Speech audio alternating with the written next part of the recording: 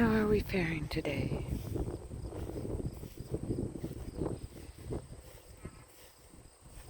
So how many dark nights of the soul have you been doing?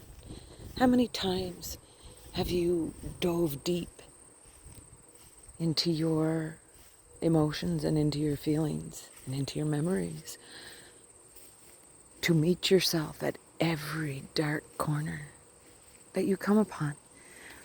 How many? Probably hundreds.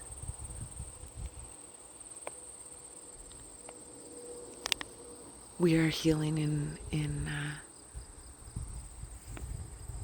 a circular motion, right? I know you can't see it, but it's a huge blue dragonfly that just flew by, and we had a visit from a sweet bird. Put in the comments after which one it was. So you've taken yourself, you've met yourself, you've seen who you were at times when you were your darkest. And you're wondering why that keeps coming up. Keeps coming up because it wants to be seen. It wants to be heard. It wants to be loved unconditionally, just like you do. And sometimes that's all it takes. To see it, acknowledge it, to feel it,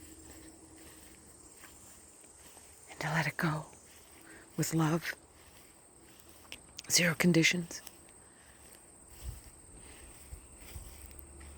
We're never taught how to do that, right? We always think it's a scary thing. It doesn't have to be. Well, you're not scary, are you? Anyway, food for thought. Think of it that way if you feel. Everything is a choice. Ah, wholeness, honeys.